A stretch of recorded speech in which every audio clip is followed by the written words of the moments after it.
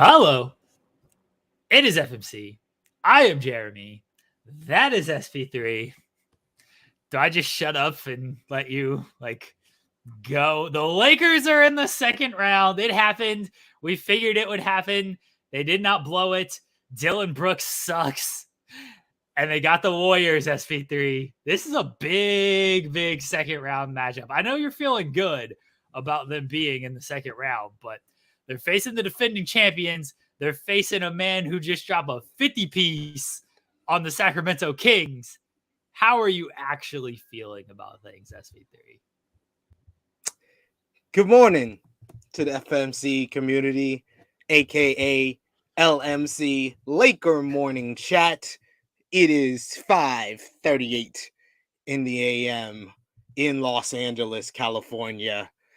Ladies and gentlemen, it is a good day here at the LMC Laker Morning Church. Actually, that's what we're going to call it now. Laker Morning Church.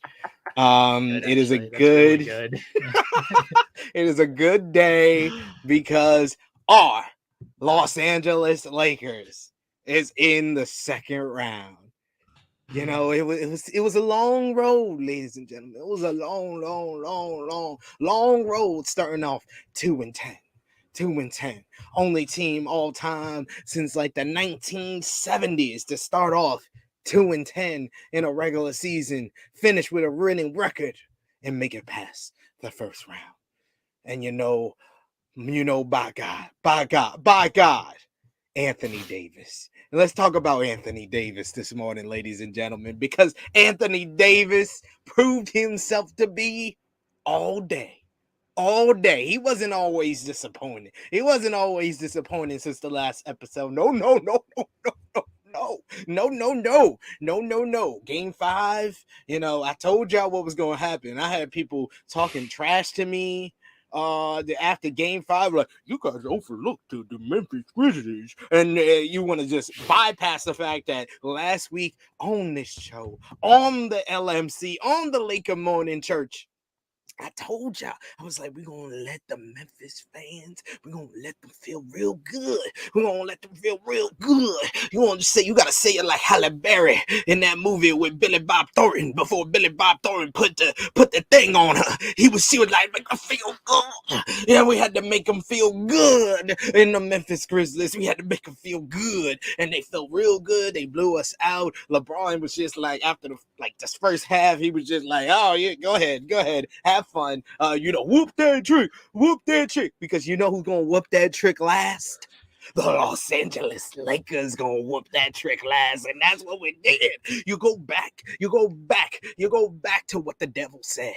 The devil in the post-game press conference saying to the media, he was up here, the devil Brooks, he said, oh, I don't respect anyone unless they drop 40 on me. And you know what my Los Angeles Lakers did? You know what they did? LMC community. Oh, they dropped that 40 piece, but it wasn't no LeBron James. It wasn't even a 20 piece. Like, it split it up. Like he was giving bread and fish to all the people like Jesus Christ did. No. He said, oh, the whole team is gonna beat you by 40. We're gonna beat you by 40. 125 to 85, kept you under 90 points in this generation of the NBA. Oh my God, that was infathomable. It was infathomable in November, but we did it, ladies and gentlemen. We picked past the number 2 seed as a 7 seed. We went past the Memphis Grizzlies, the greatest front runners in professional sports history. We made sure that they ate their words, like the people ate the fish and the bread and all of that when Jesus gave it to them. And you know, we gotta thank everybody on the team. We gotta thank everybody on the team. We gotta thank LeBron James, the Black Jesus Christ of professional basketball, because he was the leader, the vocal leader, and he walked out. He didn't even want to shake any hands. He was acting like it was the 2009 Eastern Conference Finals, but this time he won, and then he walked out. He didn't want to shake anybody. We gotta thank Anthony Davis Davis, who was at the gates of the pearly gates, and he was blocking all them shots at the pearly gates. He was like, none of y'all devilish sinners, y'all Memphis sinners are gonna get in the pearly gates. No. Anthony Davis was like, here, block shot, 26 block shots. We had more than the defensive player of the year. Anthony Davis didn't even get a vote for defensive player of the year. He should have, because he outperformed the defensive player of the year. Ladies and gentlemen, Triple J, he didn't bring it like Anthony Davis. Oh, no. So we got to thank Anthony Davis, and he was the difference maker, the MVP of the series, because his defense was impeccable. It was immaculate. We got to thank Rui Hachimura coming off the bench, using his length to help out the defense. We gotta thank the other defensive expert, Jared Vanderbilt. He is built to play defense. He is built to be on the Los Angeles Lakers, and he is built to guard any guard in the NBA, including Ja Morant, Desmond Bain. It don't matter, ladies and gentlemen. We gotta thank D'Angelo Russell. He was breaking up happy homes on social media, ladies and gentlemen. But he's a reborn. He was reborn in the light of the purple and gold. And in the light of the purple and gold, he dropped 31 on the Memphis Sinners, on the Devil Brooks. He did it all. He was not even scared of Ja Morant pulling up with the Glock, pulling up with the gang, pulling up with the block. He wasn't scared of any of that. He was hitting threes like it was something that you had to get into the pearly gates with. And then you had Dennis Schroeder, former Oklahoma City Thunder great. Yes, I see. I talk to my community. Jeremy Lambert, he likes that. He likes what I say. He's an OKC Thunder legend. Yes. And he was playing the defense on Ja Morant. He wasn't afraid of Ja Morant coming with the Glock, coming with the block, coming with the gang, coming with the bang. He wasn't scared of anything. But you know what time it is. You know what time it is. You know what time it is in Los Angeles, where it's now 5:45 a.m. Pacific, where you know what we're talking about in New York City, where I'm at, where it's 8:45 a.m. Eastern. In the Central, it is 7:45 a.m. Central. In the UK, I was there for a couple of months, and we have a lot of Los Angeles Lakers fans. I was able to get all this stuff for cheap in the UK. In the UK, it is 1:45 p.m. UK GMT, as they say. I'm hitting all the coasts, all the everywheres, because you know what time it is. It is time to thank him.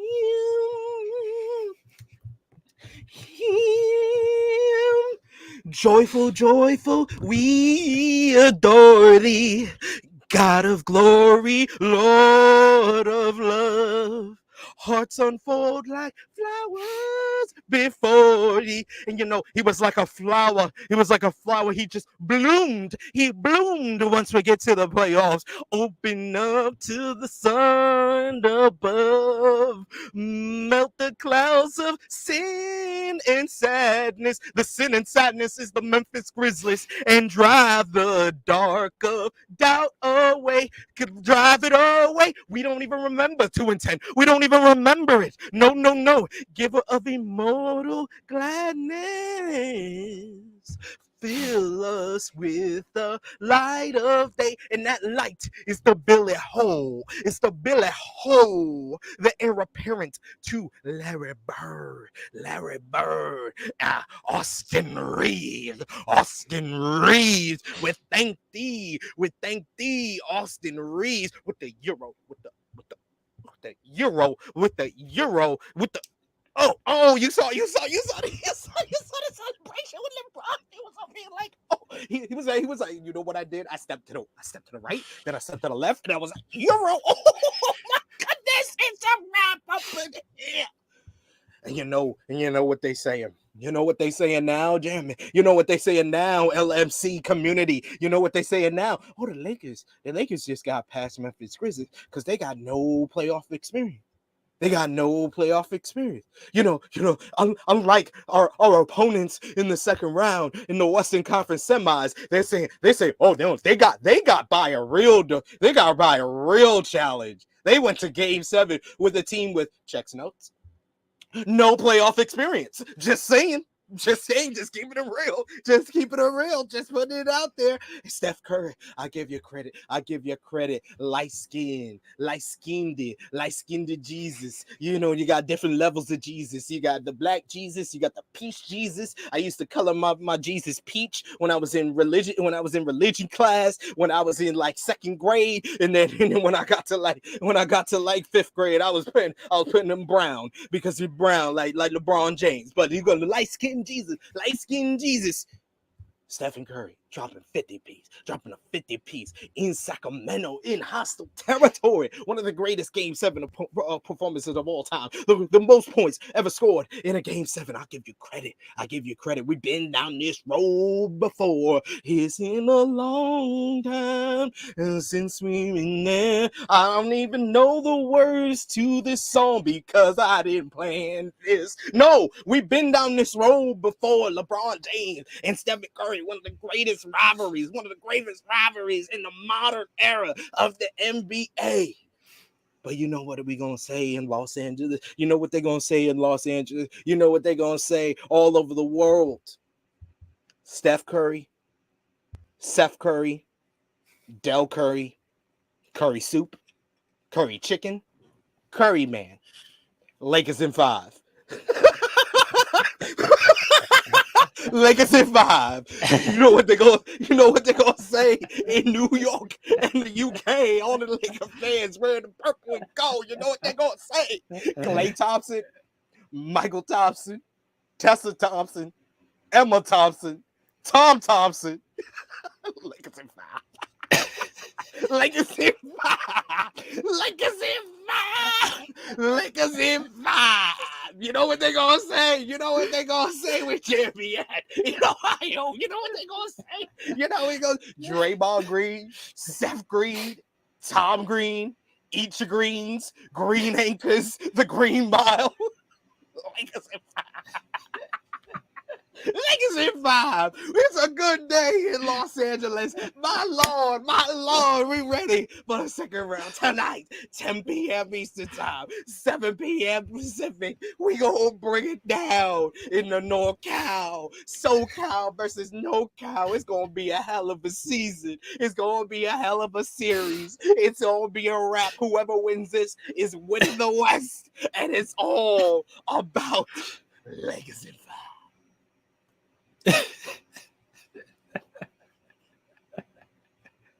I don't know why we continue this show after this.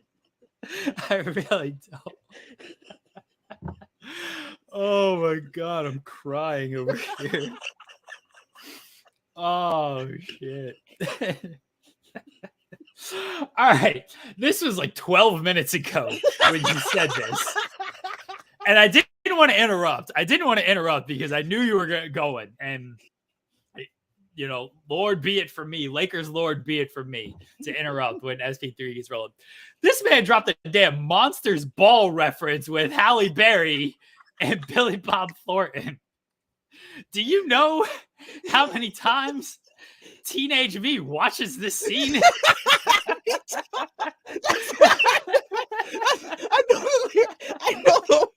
I know the dialogue for that scene because I watched it way too many times as a teenager. I was like, oh my God. Halle Berry. Wait a second. Halle Berry's just getting railed on a movie like this?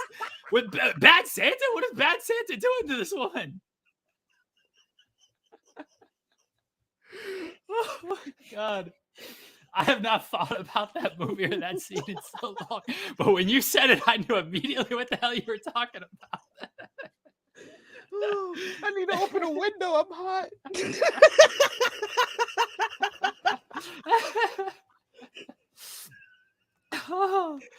Oh my gosh. Oh shit. What are we doing on this show? What are we doing on this show? Oh man. Great profile picture. I get confused on Twitter now with your profile picture because it's Dylan Brooks, his salty ass is sitting there.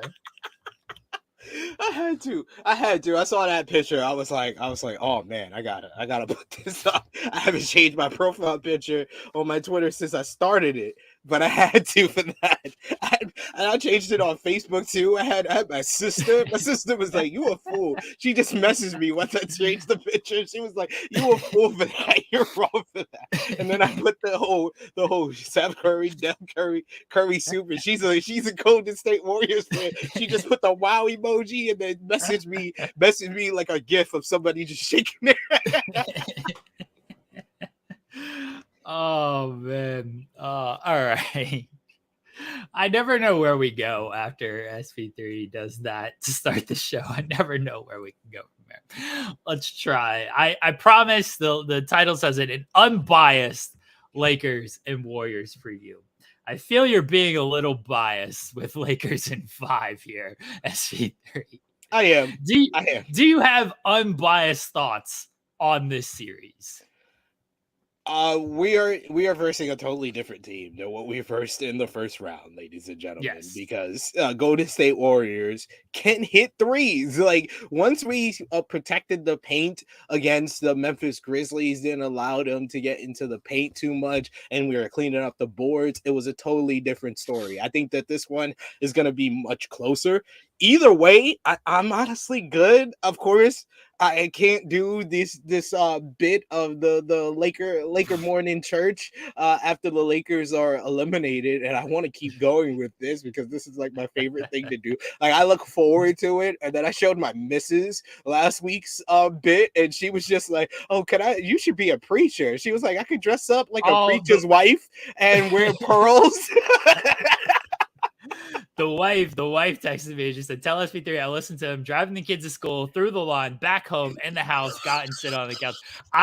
She knows when we do this show and stuff, and she takes the kids to school like right when we're about to start this show. I was like, "Oh, yeah, I got the show to do." She's like, "Oh," and like she knows when the Lakers win, what's up with the Lakers and stuff. She's like, "Oh, SP3 is gonna do his thing in the morning." I was like, "Yep, he's gonna start." So she makes it a point to listen in the car while you were doing this because she knows it's gonna just be tremendous bit. And it truly is. It truly is. Oh man, yeah. If the Lakers lose, I will say, I'm going to pull back the curtain a little bit. I legitimately listened to Lauryn Hill's version of Joyful. She messaged, she said, Joyful is one of 2 songs I could still play on the piano. And I was laughing so hard when he started singing it. So I was like, I got to listen to this before I do that. Oh man, so good. All right, so yes, the bit will unfortunately not be able to continue if the Warriors win. You should do a very sad version of it though. If the Warriors win, that would be good. Yeah, of course, I got to. All right, so what is your unbiased prediction on this series? Unbiased thoughts on how the Lakers match up with the Warriors. Unbiased, I think that the Lakers will kill them on the glass. I don't think Kevon Looney is going to be such a dominant force on the boards as he was in Game 7, getting 21 rebounds. I think that Anthony Davis, he looks like he turned the corner. He looked like he turned the corner, and then he'll fall down and look at his wrists, and then the corner, he will go right back around the corner. So I'm going to say unbiasedly, because I got to stick with my team though, Lakers in 7. I'm gonna say realistically, what I want to happen is Lakers in 6, because I don't have that much faith in the Lakers to win a Game 7 in the Chase Center. But I'm gonna say unbiasedly, I think it's gonna be Lakers in 7. I think Warriors in 7. And it dumps in 3.75. I think Warriors in 7. Here's where I favor the Warriors. They got the best player on the court. sorry to LeBron James, Steph Curry's been the better player in the playoffs. Yeah. LeBron is still great. Not the scoring LeBron we've seen in the past. He defers a little bit more. There's nothing wrong with that. He, if he's going to go off on the series, like I don't think he felt like he really needed to in the Memphis series. Memphis was Memphis, right? When LeBron needed to like get a bucket and shut Dylan Brooks the hell up, he got a bucket and shut Dylan Brooks the hell up. But otherwise, he could let the other guys kind of do their thing.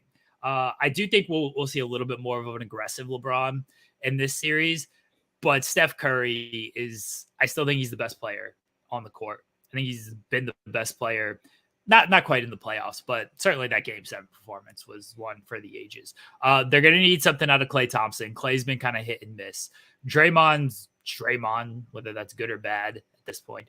Kevon Looney is a different animal than whatever Memphis was throwing at Anthony Davis. Memphis didn't have, especially with Adams out, didn't have the size. I like Jaren Jackson Jr. completely. One, he fouls too much. Two, out of his element playing against Anthony Davis out there. Looney and Draymond, different animals. And to Louis says best player not named Jimmy, which is about fair. I assume he's talking about stuff there. To the Lakers, Anthony Davis, different animal than Domantas Sabonis, who I actually like, but completely different animal out there. But it's the front court matchup is going to be a lot tougher for the Lakers in this series. Jordan Poole he's hit and miss and everything, but he's a guy who can still get you buckets. It's going to be a close series. Like I don't think this is going to be like a rout either way. No. I think this is going to be a very tight series. I'm slightly favoring the Warriors, and I'm slightly favoring the Warriors. Won a little bit of experience. This Lakers team, even though they played great since the trade deadline, it's still a team that's only been together since the trade deadline. And LeBron only been together since like the last 2 weeks of the season with everybody. At some point, they're going to face a little bit of like adversity through things, and it ain't going to be let's overcome the Memphis Grizzlies. It's going to be let's overcome the Golden State Warriors, a team that has not lost a Western Conference series since 2014. Yeah, go back and find when they lost the Western Conference. The last time they lost a Western Conference series was against Lob City Clippers. Chris Paul and Blake Griffin. That's nearly a decade ago. Chris Paul's had about 15 different playoff injuries and choke jobs since then. Also, the last time they were eliminated from playoff contention, who did it? The Los Angeles Lakers, because we beat them in the play-in. We beat them in the play-in. It was Memphis, though. It was Memphis that beat them.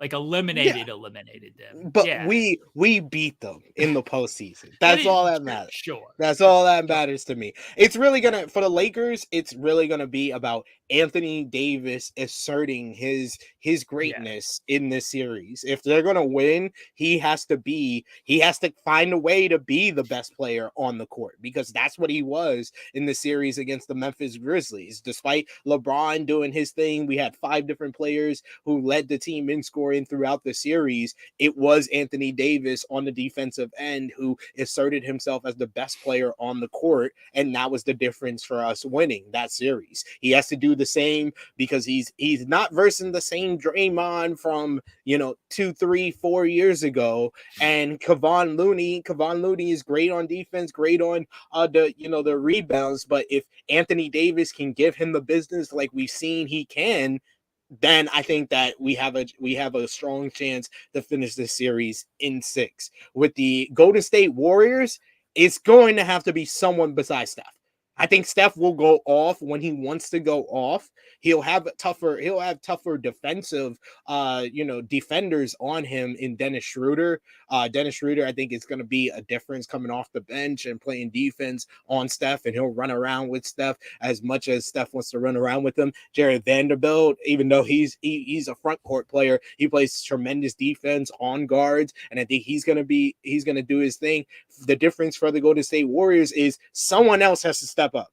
whether it's Andrew Wiggins, whether it's Klay Thompson, they can't shoot 27% like they did in Game 7 and then expect Steph to save the day against. That was against a team, like I said during my whole sermon. That was against a team with absolutely no playoff experience, unlike the Memphis Grizzlies, who had a little bit. Put some respect on NBA champion Harrison Barnes, okay?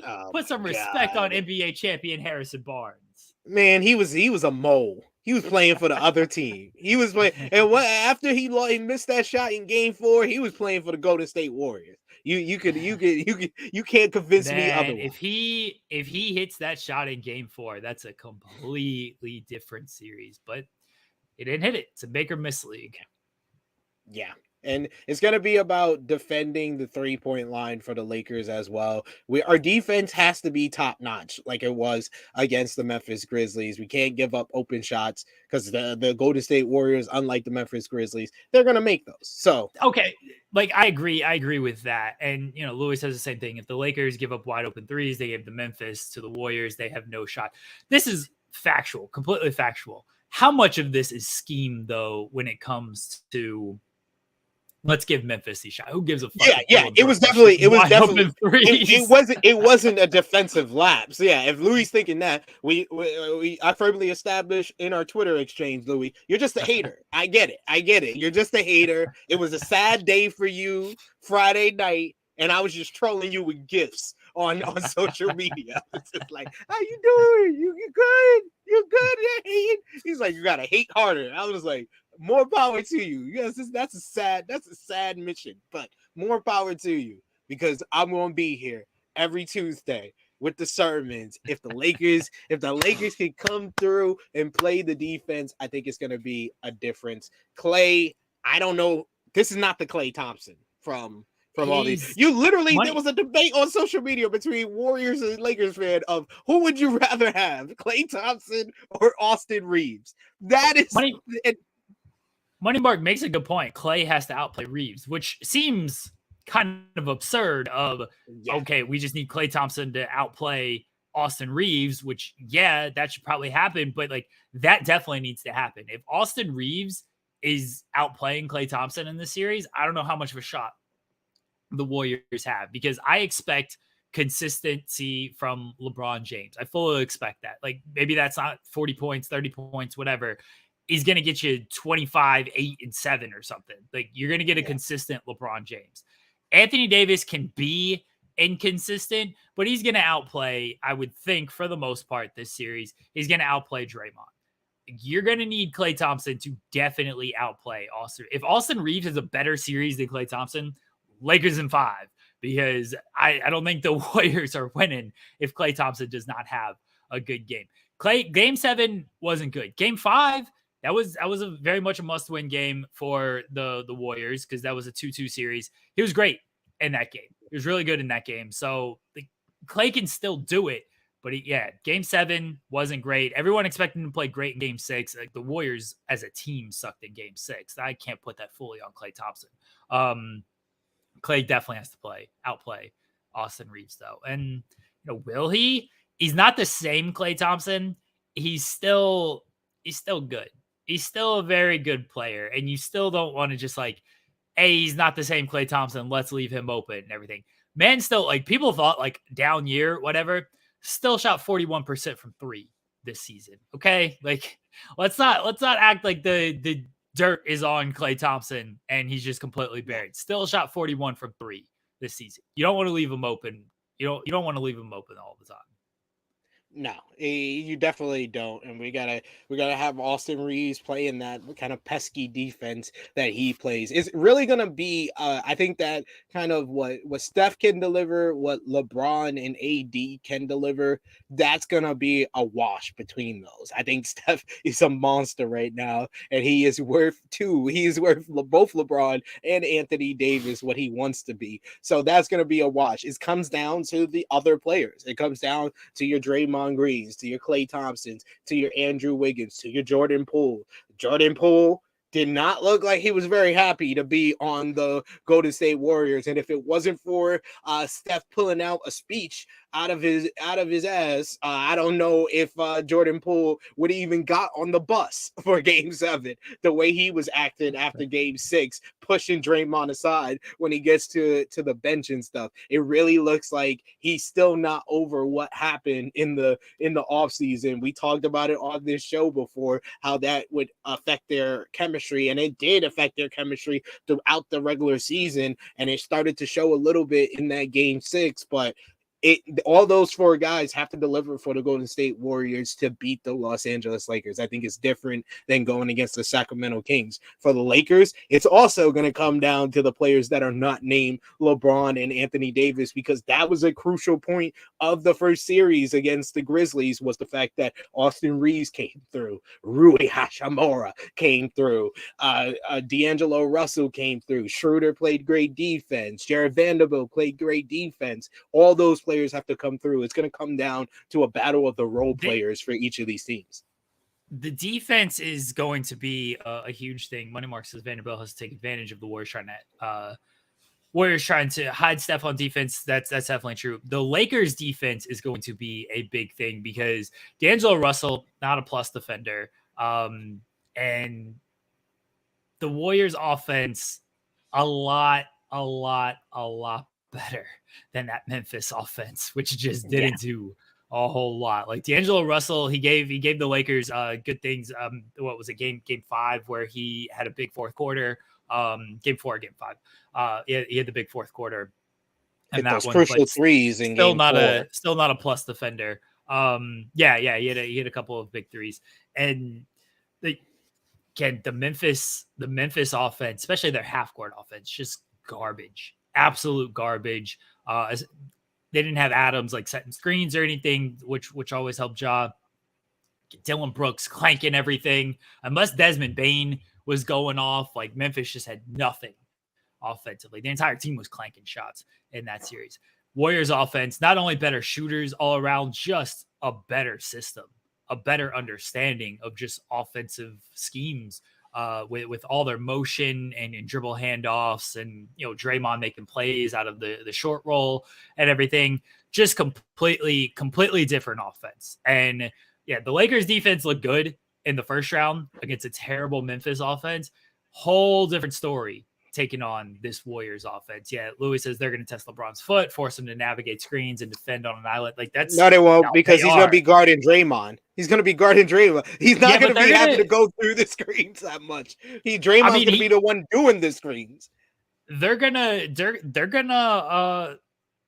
to force switches and stuff, though. They're 100% going to try to force switches. They're going to make LeBron guard a lot of this screen action because Draymond's a guy setting a lot of these screens. So they're definitely going to test LeBron defensively. They're going to test D'Angelo Russell defensively. They're going to need Anthony Davis to really be out there and protect the rim, but they're also going to offer some spacing that, that Memphis didn't offer out there with some small ball lineups and everything. And so that might pull Anthony Davis away from the paint. It also works on the other side of the court. Kevon Looney's not going to be able to dominate the boards the way he is because Anthony Davis is going to pull him out of the paint 100%. with his shooting. So, like I said, this is a much more evenly matched series.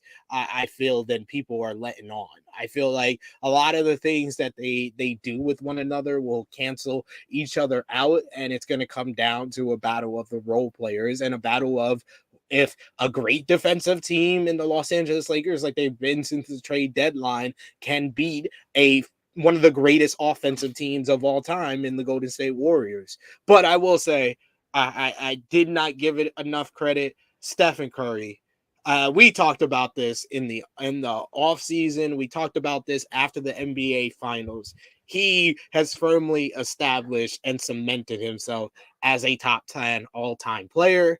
And I think by the end of his career, we might be saying he's the greatest point guard of all time. That he is a little bit better than Magic Johnson. He might not do what Magic Johnson was able to do, but it's a different type of MVA. He's not the facilitator that Magic Johnson was, but all the things he can do at that position, I think that he may go down as maybe a top 5 player by the end of his career, especially if they're able to get past the Lakers. I think that the Golden State Warriors have a better chance than anyone to beat the Denver Nuggets. So I think that if they get by the Lakers, I think the Warriors are going to the NBA Finals. Couple of things. First on Anthony Davis, great defensive series. I mean, the man nearly had 5 blocks a game against the Grizzlies, rebounding, absolute monster on the board. Against the Warriors, need more offensively. Like 20 points is good. This is what he had against Memphis. 20 points per game, not bad or anything. I need him to get that up to his season average was 25. Probably needs to be around there against the Warriors. Needs to give them more offensively against Golden State. Like he was able to just alter the game defensively against a bad Memphis offense. Like fine, guys like Hachimura, guys like Reeves stepped up, were able to carry enough of offense against Memphis, who again doesn't have a great offense, and their defense for the regular season was very good. For the postseason, not quite as good, and their defense just not quite as good in general with Ja on the court. Warriors, different animal on both sides of the ball. They need him. If he's going to, like, when you talk about stepping up with Anthony Davis and like dominating, I need it more on the offensive end this series than the defensive end. Like if his blocks slip to like back to 2 a game, which is what he averaged in the regular season, that's fine if his points per game go up, because he's going to need a big offensive series. Because it's not that I don't trust like Austin Reeves and Roy Hachimura to hit these shots and D'Angelo Russell and everything, but they can be. Reeves, I think, has some consistency to his game. I do like Austin Reeves. Hachimura, inconsistent. D'Angelo Russell, very inconsistent. I need Anthony Davis to do more offensively if the Lakers are going to win this series. Yeah, like I said, I think that the combination of Anthony Davis and LeBron James going to have to average between 50 to 60 points a game in this series between the two of them. So however they want to split it up, 25, 35, 30 and 30, however they want to split that up, that's what they got to have to deliver to combat the offense that the Warriors can bring us. But like I said at the beginning of this unbiased discussion, the unbiased part of our discussion, I'm good either way. It's my team versus the team I picked to win the West. So I think that this is going to be a great series. And like I said, LeBron James versus Steph Curry is one of the all-time greatest rivalries between two players, because and I will also mention, people want to mention, oh, Steph Curry is 3-1 against LeBron James in series. In actuality, he's 1-1. It's 1-1 because he had Kevin Durant for 2 of those series. He wasn't the best player on the Golden State Warriors in 2 of those series. So they are really 1-1. This is like the real tiebreaker here, where Steph is unanimously the best player on the Golden State Warriors, and LeBron James, I don't think it's unanimously he's the best player on the Los Angeles Lakers, but he's viewed as the best player on the Los Angeles Lakers. I think that the only way we win the series is if he's not the best player on the Los Angeles Lakers, and that if it is Anthony Davis. You're going to get mad at me here, SP3. I feel like we're about to have an argument, which is fine. My buddy Sammer, after Steph's Game 7, said Steph or Kobe all time. Without hesitation, I said Steph Curry. Without hesitation. I stand by that. Steph Curry, better. You mentioned Steph being greatest point guard of all time when it's all said and done. Could be true. I mean, I understand the magic, the way he changed the game from his position and everything, and he's got a lot of physical advantages. Steph Curry doesn't. Steph Curry, Kobe Bryant, who am I taking all time when it comes to legacy, when it comes to changing the game, when it comes to on-court skills, when it comes to who am I building my team around? I'm taking Steph Curry. I can't argue with you too much with that. I can't argue with you too much with that. But at the end of the day, it's even when it comes to championships, ladies and gentlemen. It's pretty much even. They both got 2 as the best player on their teams. They both got 2 as the best players on their team. Steph got 2 when he's the second best player on the team. Kobe's got 3 when he's the second best player on the team. When in actuality, he was really the best player on that 2002 team. I'm just gonna put that out there. He was the best player in the Western Conference in 2001 too, as well. Shaq saved everything for the NBA Finals. Let's be real. I'm just gonna be real here. He saved everything for the NBA Finals in the last 2 championships of that 3-peat. Yeah, it was smart because you had Kobe Bryant. If people thought that you were the first best player, he was the second best player in the league. So you had the second best player in the league on your team. Of course, you could be like, I'll take the Western Conference. I'll put up 20 and 10. That's about it. He was having Anthony Davis type numbers against the Memphis Grizzlies in the Western Conference, and then he would turn it up to all-time legacy numbers in the NBA Finals. But I would still take Kobe Bryant. Still take Kobe Bryant because Kobe Bryant's gonna play regardless of how he is. You got Max Kellerman on ESPN taking back his silly claim of saying that Kawhi Leonard is more clutch than Kobe Bryant because he was like, well, the reason why Kawhi has better numbers than Kobe is because Kawhi barely plays. Duh, that's what everyone was telling you back then. That's what everybody was telling you when you were saying that stupid argument. Well, duh, because Kobe Bryant would play with a broken finger, with a broken ankle, with a broken this, a broken that. And I can't take away from the fact that Steph Curry, when he had a lot of injuries, he did not play. He did not play. He has been playing consistently through like his late 20s, through the 30s. I would still take Kobe Bryant. I'll take Kobe Bryant. As far as changing the game, more influential, definitely is Steph Curry. Steph Curry completely changed how everybody plays basketball, whether you're an adult, a kid. The three-point shot, he revolutionized it. But if I'm building a team right now, I'm taking Kobe Bryant every day of the week and twice on Sunday. You're wrong. It's Reliability. Unlike Kawhi Leonard, the most unreliable superstar in NBA history, Kobe Bean Bryant was the most reliable superstar. Because he went to Germany for knee treatments. Hey, you use what you have at your hands. You use, and he set the path for LeBron to follow. LeBron been doing the same thing, and then he turned it up to 12. LeBron getting the hydraulics put in his knees to make sure he could play like this in year 20. LeBron followed the path of Kobe. Kobe went to train with Hakeem Olajuwon in the post. LeBron went to train with Hakeem Olajuwon in the post. If it wasn't for Kobe Bean Bryant setting the path, I don't know if LeBron James would be the player he is in year 20. But oh god, here we are. Just credit Kobe for everything. Credit Kobe. What would Kobe do? Ask yourself. When you look at your wrist, just put WWKD. What would Kobe do? What would Kobe do? What would Kobe do? I'm gonna get that. I'm gonna get the WWKD because what would Kobe do? No, don't do that. Yeah, it's what would Kobe Bryant's the best basketball player. The best better than all the. If you could have gone with that, oh man. If you could have gone with that, that would have been tremendous. Nah, look, I'm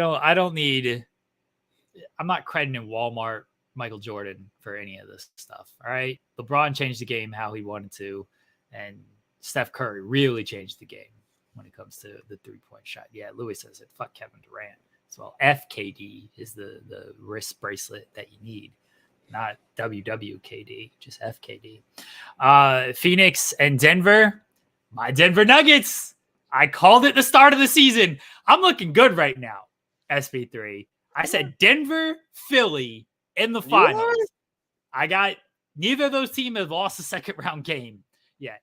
I'm not feeling bad about these picks. I haven't felt bad about Denver all season. People would turn and tell me, oh, Phoenix, they're going to be there. I ain't writing off this series, by the way. I'm not writing off this series. I'm not stupid enough to think that it's over after 2 games. Never, ever, ever.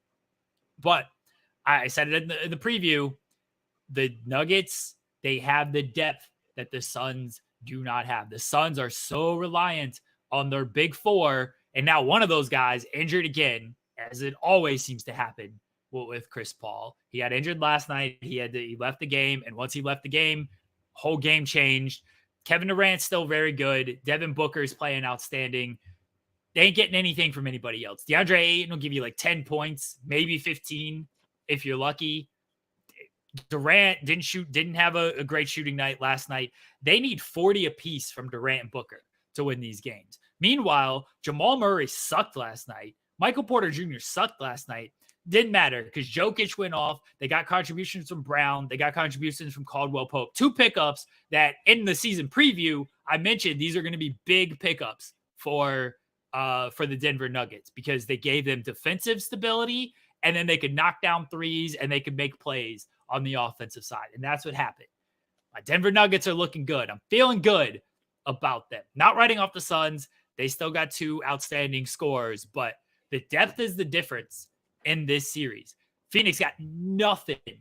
Sam texted me and said, like, their bench, the Suns bench has scored 100 points the entire playoffs. 100 points on 98 shots. 100 points on 98 shots? I think last night they had 4 points off the bench. 4 points, ladies and gentlemen. They got nothing. And yeah, like you said, Jokic went off 39 points, 16 rebounds, 5 assists. Aaron Gordon had a couple of key baskets. Gordon's been great. He's been great this whole postseason, but he's playing good defense on Kevin Durant. He's chipping in offensively as well. Aaron Gordon's been really, really good for them. They got the depth, man. They got the depth that Phoenix has 4 players who you can kind of count on when they're on the floor. And then we get the other argument of, okay, when they're off the floor, because Chris Paul can't stay healthy. Kevin Durant is Kevin Durant's age and body at this point. They got nothing from Josh Okogie, who is their alleged 5th starter out there. They're getting nothing from him. They got no bench. They got nothing. And they can't play these 4 guys all together for the entire game. They can't play them for 48 minutes. At some point, these guys got to sit. Ayton can't play over 35 minutes. He barely could do. He's like a cone out there against Jokic. Yeah. He's just outclassed when he's against Jokic out there. So KCP played pretty well as well. And it just came down to the 4th quarter because I was watching the game up until like the 3rd quarter. And I was just like, okay, this is a really close game. And Phoenix had a 3-point lead going into the 4th quarter. And then they just completely dominated them. Once Chris Paul was gone, they didn't have a facilitator. It became a lot of ISO ball with KD and Devin Booker, and that was the difference. Because they're going to pass the ball around on the other side with Denver.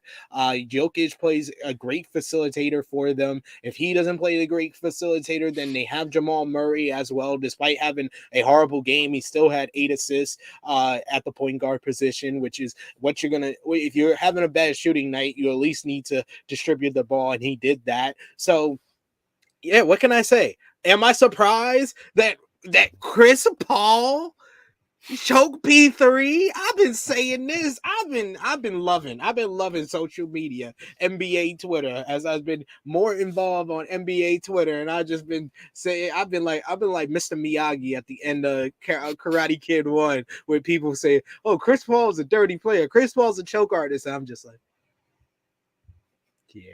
yeah, that's what I love to hear.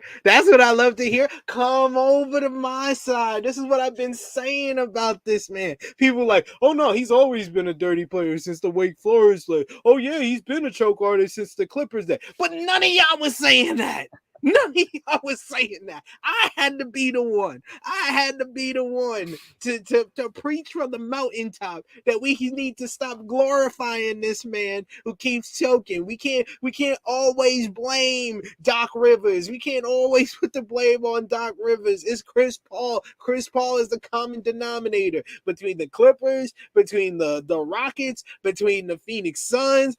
I'll give him. He was great with the Thunder. That was the only time he was great. See, I'm Billy popping Donovan. choked him, choked artist. Exactly. That game 7. That's who choked in that game. Hey, I will always stand from the mountaintop and say choke P3 cannot be relied on in the playoffs. More, Doc Rivers gets this rap, James Harden gets this rap, but Chris Paul is not only does he choke in these moments, he gets hurt. He always gets hurt in these moments. Like, it does not matter. You can name a year that he has come close, that he's had a team around him that everybody thought was going to be great. But I said, even when they got KD with the Suns, that they're 1 year away. It was too much. It was not enough time for them to get in a flow and to build a team around them. Honestly, I'm hoping that this series goes by quick. I'm going to take the Nuggets in 6. I'll give KD and Booker. They'll go off in Phoenix and they'll get them a game or two. But I think the Nuggets got this series in 6. But what they need to do in the offseason is finally trade DeAndre Ayton.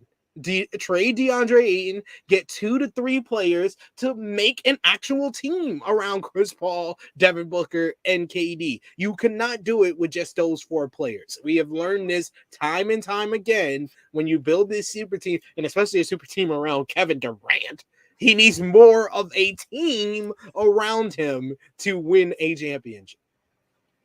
I like the suggestion of trading Ayton.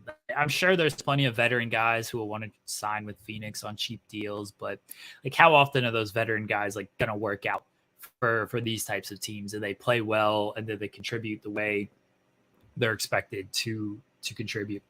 Ayton is a trade piece. I don't know what his value is in the offseason, but I'm sure he can get you just a little bit, get you a guy who's not as good in the front court, but can offer similar things, if not better, especially defensively. You don't need scoring. You definitely don't need scoring. You have plenty of scoring with Booker and Durant. You just need a guy who can just get you 10 points on easy buckets, which is all DeAndre Ayton's giving you anyway.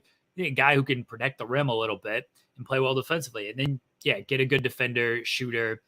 I like the suggestion to trade Ayton. No idea what his value is. But my Denver Nuggets looking good. Feeling good about the Nuggets. On the East, we had game 1 of Miami and New York. Miami took that one. Let's talk about the Bucks. I saw our pal Jake here earlier. I'm sorry, Jake. The Bucks, man, they should have won. They should have won game 4. They blew that one. And then I was not willing to write off Giannis. I just thought, like, all right, look, Giannis still good. I still thought the Bucks were, on the whole, a little bit of a better team than Miami. They had him in game 5 as well. Jimmy Butler took over. Yes, I'm taking nothing away from Jimmy Butler, who I was been pretty wrong about in the playoffs so far. Fully admit that. When I'm wrong, I'm wrong. Ayton for Capella. That's not bad. You know what? If they can, I don't know if Atlanta would want to do that. I don't know about Capella. I would like John Collins if I'm Phoenix. I don't know if that's a deal that can work out. But John Collins I'm big on John Collins. I think he's good. But I don't know. That's a good trade partner, though, Atlanta. Whether it's Capella, whether it's John Collins, that's a good. Because I think Okongwu is better for Atlanta on the whole than Capella. So Atlanta's a good trade partner for Phoenix. Back to the Bucks. That game 6 or game 5, just an embarrassing performance down the stretch of nobody wanting the ball. You don't get a shot off in the final second there. I don't understand why you don't call the timeout. The timeout, and at the end of regulation, you got 0.5 seconds. Like, what's going to happen? I don't know. But we just saw Miami with Jimmy making the one shot. Like, he's certainly. You're telling me Giannis couldn't do that? Right. Exactly. Yeah. You're telling me you can't throw it up there. Giannis can't go up and tip it in or anything like that. Why is Brook Lopez not on the floor in that situation against Butler? Why aren't you calling a timeout at the end of at the end of overtime instead of Giannis is pushing the ball up out of control? He's, jump passing to Middleton. Middleton doesn't know what to do with the ball. He's passing Grayson Allen. Grayson Allen, I never understand when these coaches, I complained about it all season because the Thunder did this in one game. Plenty of teams did this throughout the season. They don't call a timeout after a miss and a rebound, then they have the timeout left. And it's like, oh, well, maybe the floor will be unbalanced because the defense can't be set and everything like that. Sure. It's a better idea? Getting your offense set and getting the right guys on the floor for your team, and worry about the defense. Obviously you're giving them a chance to set as well. Trust your offense to pull, and maybe you didn't trust the offense, which is fair, but get your guys reset on this instead of them playing out of control in these situations. Didn't understand it. I think they should fire Budenholzer. I don't know how he makes it back, but I could also see the championship buying them the goodwill. It's like, hey, let's keep him around. I think that'd be a mistake, because outside the championship, and I know it's very easy to say like, well, he got a championship. They got a championship in spite of that man, not because of him. His decision-making is long storied before and after this championship. The championship, good on him, but he's not a good coach. He doesn't make the right situational calls, and he doesn't make the right adjustments. He definitely needs to get let go. Giannis had a monster game, 38 points, 20 rebounds, but those last few possessions, you could tell he was just scared to go to the free throw line. He felt like, we heard the comparisons when he first started, putting up these monster MVP type numbers, that he was like the new era Shaq. He was Shaq with handle. But he really is Shaq with handle. He can't be stopped in the paint unless you foul him. If you foul him, then that's how you stop him, because you could go away with no points because you fouled him. The hack of Giannis. It works, and it worked here, and it got the Miami Heat back-to-back games where they came back from double figures down to win. And just like Jimmy Butler, man, I've never seen anything like this. I've never seen someone who averages 5 more points in the playoffs than what he does in the regular season. Turns into just like a marksman from 3. Like, he doesn't shoot threes at all in the regular season. All of a sudden, he looks like Steph Curry from 3 in the playoffs. Dude is ridiculous. It's like he takes the Michael Secret stuff during the postseason. This man just trolling in the regular season. Comes in with the dreads for his profile picture and then immediately cuts them. I was like, you got to use this profile picture all season. They're using the 2K profile picture for Jimmy Butler because he trolled on picture day with the dreads. He trolls the regular season. He don't care about that shit. Playoffs is like, all right, time to get serious. This is who I am. Regular season, just not. Y'all don't know who I am. Doesn't matter. He just tries to get them into a false sense of security. Like, you think you know him. Wasn't even an all-star this year, and then he just becomes the best player. $10 for coffee and shit. This man's a troll. That's all Jimmy Butler is. Just an elite troll. And then they pulled off the game 1 upset over the Knicks in Madison Square Garden when everybody was thinking that the Knicks couldn't get beat in Madison Square Garden. I think the difference between the Knicks beating the Cavs were the most I would say even no. Probably the Bucks. The Bucks are the most disappointing in the first. And I wanted to mention that is the real question.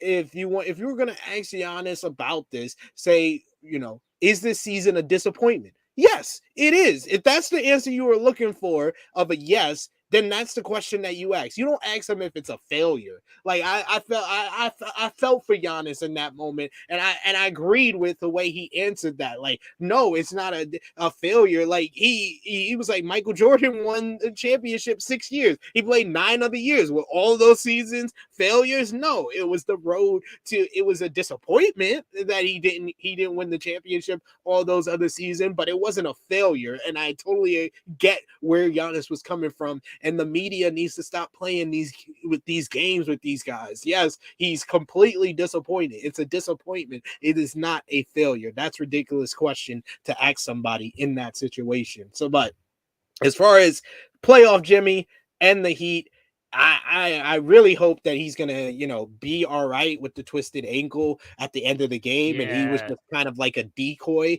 at the end of the game because they had pretty much wrapped it up by that point. And Gabe Vincent had a monster game hitting the threes, and the Knicks just couldn't hit a three even if they were wide open. I don't know if it's gonna be like that every game of the series, but they need Jimmy Butler to at least be 80 to 90% Jimmy Butler and not 75 to 65% Jimmy Butler, because they are going to need him to have at least the 25, 30-point games going further if they are going to get past the Knicks in this second round. Mike never lost in the playoffs those rounds, Scotty. I like that.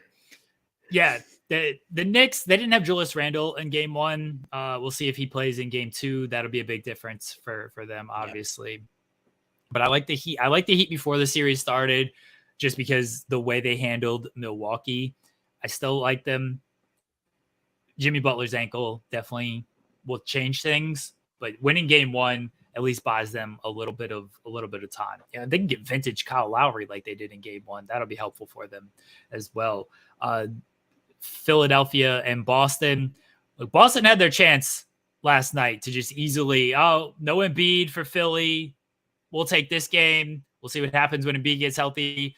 James Harden, for all of his playoff struggles throughout the years, great last night. Hit the game-winning shot over two OKC legends. One, James Harden, over the other OKC legend, Al Horford. Great performance by James Harden. Boston is such a weird team. Like, Jaylen Brown could not miss in the first half. And I don't know if he shot the ball in the second half. I didn't see him take any shots in the second half. Defensively, they just have these lapses. Offensively, they should be so much better. Jason Tatum complains after every single play. Boston's just a weird team, and that they should be better. Not writing anybody off after one game, because I always think it's dumb when pundits and stuff do that. But Boston should have won that game without Embiid in there for the Sixers. And now I guess Embiid's coming back for game two. Maybe they feel comfortable enough sitting him for game two because they won game one. But it seems like he'll be back for game two. They did what they were supposed to do. You got to get one of the first two on the road to steal home court advantage. So I give them all the bunch of credit. I thought that performance by James Harden was one of his greatest playoff performances of all time. It may have been his greatest playoff performance of all time, honestly. Yeah, dropping 45 and winning on the road against the defending Eastern Conference champions without Joel Embiid. This was probably his greatest performance in the playoffs, and just hitting the game winner as well over a great defender like Al Horford. I give James Harden all the credit in the world, because no one probably saw that coming from him. And Doc Rivers made the right decisions down the stretch of putting the ball in James Harden's hands and just letting him go off and be Houston James Harden for a bit there. So that worked out for them.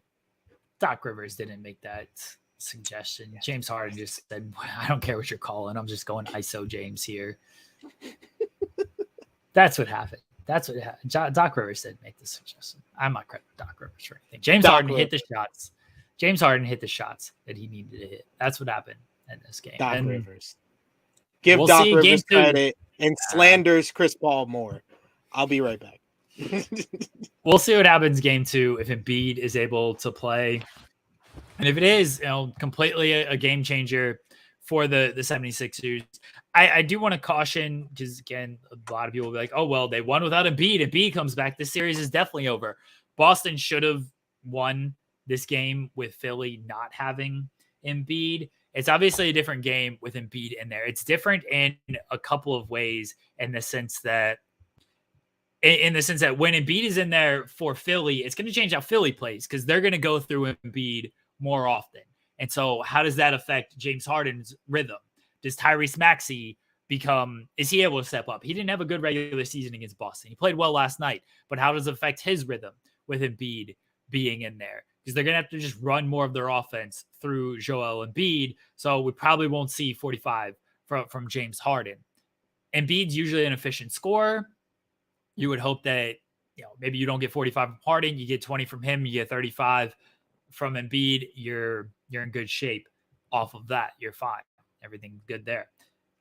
for Boston, though, they gotta figure something out with their offense and just finding a balance. I don't understand how you go away from Jason Tatum or from Jaylen Brown as much as they did in the second half when he played so well in the first half. It was way too much Marcus Smart. Just I'll never need that much Marcus Smart. Jason Tatum, he's got to figure it out and really step up and complain a lot less than he does. They got to figure it out defensively. They got to find some rhythm offensively. And it's going to be a lot tougher with Embiid in there as a rim protector, because that's where they should have been able to really make some hay last night and going after the Sixers without Embiid, getting to the rim a lot more, especially down the stretch. That last possession where like everyone just looked scared to shoot the ball. And I think it was Derek White who threw it literally right to Maxey.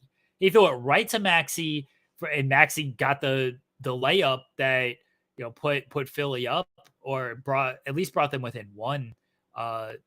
Just an awful possession where nobody wanted to shoot the ball for Boston. Like it was a bad possession, and Boston should have like probably swept Atlanta. The fact that series went as far as it did, like, fine, you want to give Atlanta a game, fine. The fact that series went 6 was definitely, that was an indictment on Boston and just their overall focus. A lot of Boston fans have said it this season of like, they just had these lapses when it comes to game, and the just like focus of like, they look like the best team in the world on some nights, and then other nights they lost to OKC. They gave up 150 against OKC, and that was when they didn't have Shea. It's like, huh? What happened in this game? They have these lapses that just, a regular season, fine, you understand. It's 82 games. It's a long season. Can't afford them in the playoffs. And it happened big time for them last night. As for like the playoffs, they just shown that they can have those lapses at the absolute wrong time, which is in the final 3 moments, because that's now two out of the 3 losses in the postseason have been in the final seconds and basically been on game winners. And if you're guarding James Harden, I would just get the ball out of his hands. He has 42 points. Why would you just let him, like, and that's twice. It's the same. Go back and watch it back to back. The James Harden play and the Trae Young play in game 5. It's basically the same thing. They let a guard who's pretty much on fire at that point, come down, dribble a bit, and then hit a 3 right in there, right from the top of the key. It's the same play back to back, and they didn't learn from Trae Young, and they allowed James Harden to just play that little, like, kind of get you into like a false insecurity, make you fall asleep, and then the step back 3, boom. Double force the ball out of his hands in that situation. Force Maxey to hit a shot. Force Yang to hit a shot. Force PJ Tucker to hit a shot. Force somebody else to make a play. Their scheme wasn't good. Their game plan wasn't good. The lapses weren't good. Now they're down 1-0, and we'll see if Joel Embiid is back for game 2. The link has been sent to our pal, Cher Delaware. She's probably birthday girl. Yes. She turned 30. Maybe she's too good for us now, SP3. Welcome to the club. I put her over in my birthday post. She carries us. She carries us. Does. Because we can only go like an hour. If it was just me and Jeremy, we would just be an hour of basketball talk, and then well, that's where we're at. That's why we're waiting on her to come save this show, and she's not here. She's 30 now, and she's just big timing us out here. First time I coming up, it's gonna be, I don't know when. Jeremy will let us know when, our video of our One Tree Hill tier list. I felt the carry. She did a carry job for nearly 2 hours with me during that, but that was great. It was great reminiscing and talking to someone else who likes the show as much as I do, or even more. That will probably be tomorrow afternoon, I'm thinking. Awesome. Then I'll drop the tier list on my Twitter machine. Don't worry. It'll be tomorrow afternoon or Thursday when it comes to content. Now that we're doing another show and we got a lot of interviews and stuff, like scheduling those content. Just fortunately, we legitimately do have daily content, and it's a matter of balancing what needs to run first, what needs to run second, and getting all that in mind. You guys are doing great in Louise, by the way. Thanks. I like popping in and listening to you and Joel talk about the latest and greatest in wrestling. It's good stuff. It's a shame. It's a shame Joel Pearl's there, but otherwise it's very fun. Hey, don't do that to Joel. Joel's he's a Canadian. He's like the nicest people. Hey guy, how you doing? Like Terrence and Phillip. Steve Macklin's gonna kick the shit out of Joe Pearl. He's gonna stretch him. I can't wait. Choke him out. Can't wait. I love that. That was my favorite interview. Yeah, I did when Steve Macklin called them out. I've heard you, Joel. That ruled. Steve That Macklin was great. Steve Macklin was awesome. Great. Anything else, SP3? This might be a short show because our pal Cher Delaware is big time in us here now that she's 30 and. I think that's all for the basketballs. We talked about the Miami and Knicks. Talked about Miami beating the Bucks, Sixers and Celtics. We talked about the Western Conference in depth. We could talk about reality television because I did finish watching Love Is Blind season 4. Oh, okay. Well, let me get your thoughts. Let's get your thoughts on Love Is Blind. Then, what do you think of this season? Might have been my favorite season. I think I might remember this more than I remember because I've only watched 2 out of the 4. I watched season 1 and I watched season 4. So I would say between season 4 and season 1, I probably would remember this more. If it wasn't for After the Altar, of season 1, I probably would remember this more because of the moments that made me cringe. Like I talked about last week with Zach singing, and then Zach and Irina meeting each other. Those were just all time.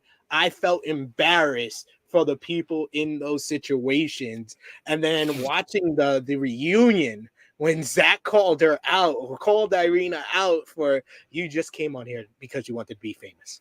He's like, you can't tell me otherwise. You just came on here because you wanted to be famous. Oh man. And then the embarrassment for Micah with Paul. And I was looking for it when y'all told me about Paul slapping the bridesmaid's ass. And then and I also looked out for how horrible Vanessa Lachey was during that poet show. I felt so bad. That was an unclutched performance by Vanessa Lachey. She has stepped up every single time on these reunion shows, and for this one, I don't know what went wrong. Here. She completely choked on the reunion. People, she did that interview with Jackie, and Jackie was the one who needed to be kind of put at the stake and put on a crucifix, like crucified for how she did everything. Because I felt Marshall was like the nicest guy. He was like the nicest guy out of everybody on this show. So for him to be like put in that position with Jackie, who just so indecisive, and just because she's still with Josh, I don't see that working at all. I don't think that's going to work out. I think a year, a couple of months from now, we'll hear they broke up and stuff like that. But yeah, I was just like, she deserves to be on the crucifix for her behavior, especially how she ended things with Marshall, kind of just trying to play him out and embarrass him on TV. And then with the interview as well, it was just like Vanessa Lachey was just letting her do everything and then actually believe in her nonsense. Oh, he called me a derogatory word. Like, come on, dog. Like, come on. Like, are you serious? Are you serious now? Like, now you just making stuff up. It's clearly obvious. I don't like to do that with, especially with females, because I know females are put through a lot. But you can tell from how these two people behave who would be the more likely to say a derogatory word. I mean, Marshall said he said something, but it was just. He thought it was like a joking type of thing. Jackie got off easy one because she wasn't there. And so she wasn't able to be confronted by Marshall and other people in the group, which would have made things a little bit more difficult on her. Vanessa, she wasn't good in the Jackie interview. She wasn't good with Paul with he went by. You saw it, SP3. That was not a, oh, excuse me type of, he was out the door. She was trying to call out the fans for that. Oh, you're looking for something out of nothing. I was like, no, Zapruder filmed this shit. Get out of here. Like I was like, I had my missus rewind it so she could see it because I caught it immediately because I was looking for it because y'all said something, but I noticed it almost immediately without even y'all telling me anything because it was just like and then she looked, she was like smiled and like touched her back. I touched her back. It was like obvious what happened. You know, the mother went by because if the mother didn't go by, we would have even saw it even clearer that he had no reason to put his hand in the back. Like if you're going by someone, even if you're going by someone and you're not looking, you should aim up more than bottom. Like, what are you doing? That man was out the door when he came back to tap it. He was already out the door, and he reached hand of God over here trying to tap that ass. Left hand of God. Yeah. What are you doing? You're a mile away. He's still reaching back for it. Like, what is going on here? And no reason. No reason. I feel like Micah knew he was going to say no. Because that whole, I want you to answer first. Yeah, didn't ask her though, but Vanessa didn't ask Micah what she thought of that. Just like Paul, what happened? Like, oh, I was just trying to I was going by. Like, oh, sorry about that. Ask Micah how she felt about it. Yeah, they definitely knew at the altar that the no was coming. I don't think it was the best season overall. It had some good moments, but just so many boring couples. Was sort of like the highs were very high for this show, especially with Irina, Zach, and terrible with names. Bliss. Like that was like a good little arc there. And then Kwame, Chelsea, and Micah was a good little arc as well. Yeah, I wasn't like that was whatever to me. That was not weird, but Kwame looks like he was held hostage, like the one dude from the first season who was sweating bullets at his own wedding. They ended up breaking up. The wife, assuming she's still watching, she'll text me all these names here in a second. That man was also being held hostage. A lot of hostage situations on this show, honestly. You think Kwame's being held hostage? You think 100%. That man doesn't want to be there at all. Yeah, he does that fake Nick laugh. And Danielle. Yeah, Nick was held. Nick was hostage. He does that fake laugh a lot. There's some mad hostage situation. And then Chelsea has to guide him like, I'm your wife. You're happy that I'm your wife. Like she's like training him on camera. It was just like the best couple was definitely Brett and Tiff. That they had no real issues. Yeah, that was boring though. I'm in the show for the drama. Care about these boring ass couples. Like, good for them. You don't want anybody to be a good couple. You just want all train wrecks. No, SP3, you know I love love. Come on now. Let's not act like I want all train wrecks. That actually felt like love. That was the only one out of the couples that felt like love. In real life, I'm rooting for all of these couples. All right. I hope everybody's happy. I hope they got wedded bliss. Brett and Tiffany. I truly hope they're one of the few of these couples who last. I would just say my missus hates the fact that Bliss said yes to Zach. She was like, "Your second choice. You're the second choice." I hated that too. In real life, I want all these couples to succeed. I want everybody to find love in real life on this show. I want Cher Delaware to find love in real life. On television, though, I want all these people to screw up, break up, give me all the drama. That's what I want. Are we talking television? What's that, Cher Delaware? You're cutting off. Are we talking about Fuckboy Island? No, we will talk about that in here in a second. We're talking about Love is Blind. SP3 finished season 4. So that's what we're talking about. He was like, he thought it was a good season. He said it was his favorite season so far. I thought there was so many Cher Delaware. I only watched 2. Cher Delaware just left. She was so embarrassed by your comment.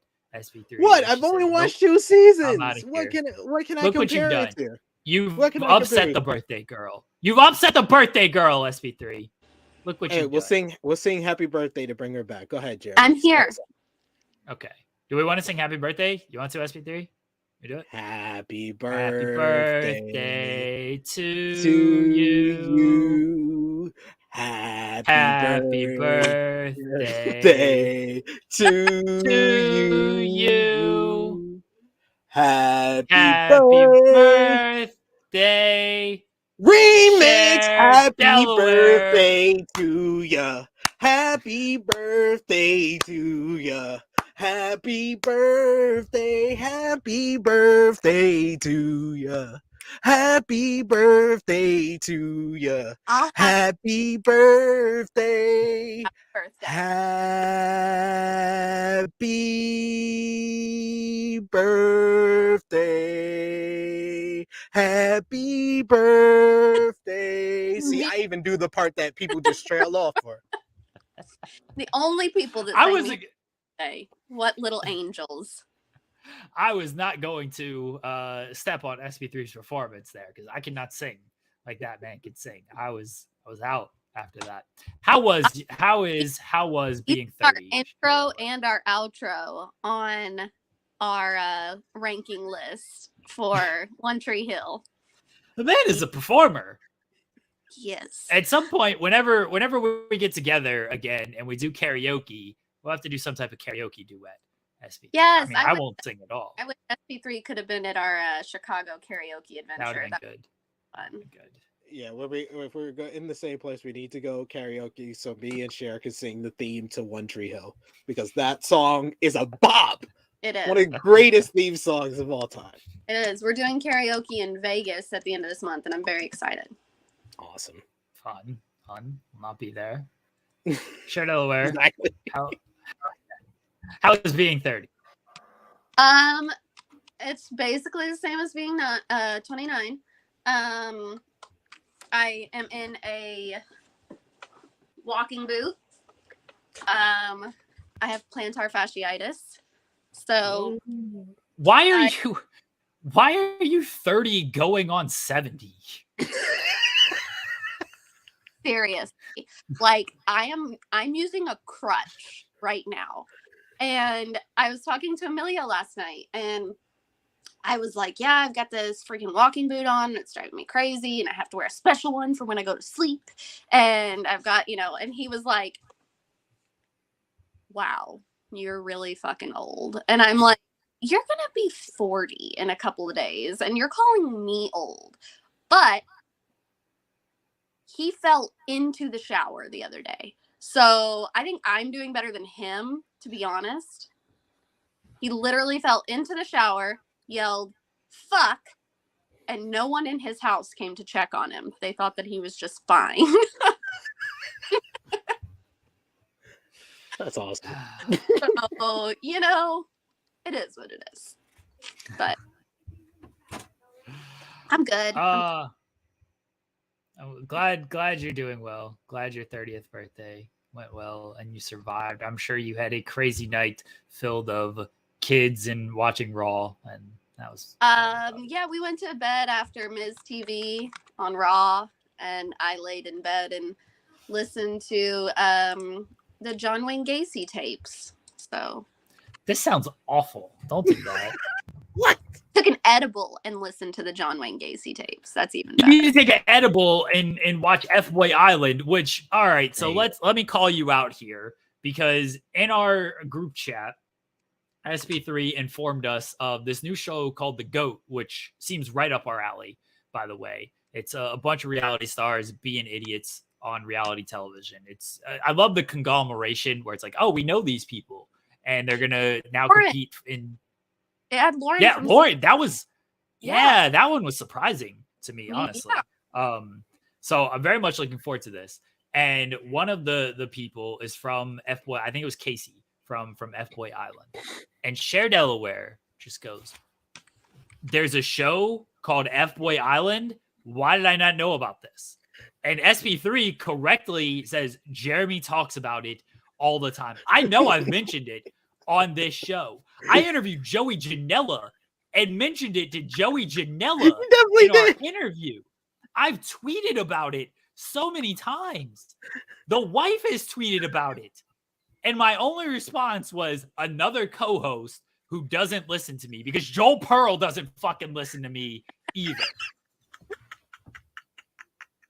Yes, there's a show called F-Boy Island. There are 2 seasons. It airs on HBO Max, the Max, whatever the hell they're calling it nowadays. That's where it's on. I hope they do a 3rd season. It's hosted by, I should probably get the host name.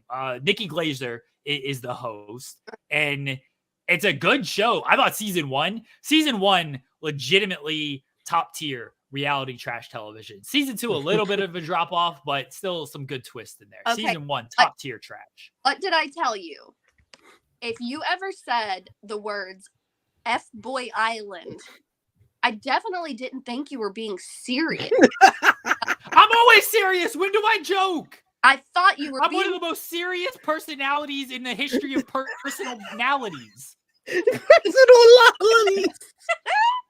I thought you were being facetious. Never.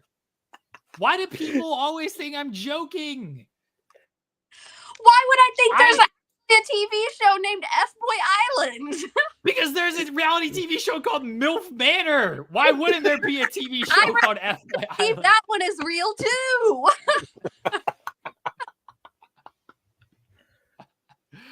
I don't joke around.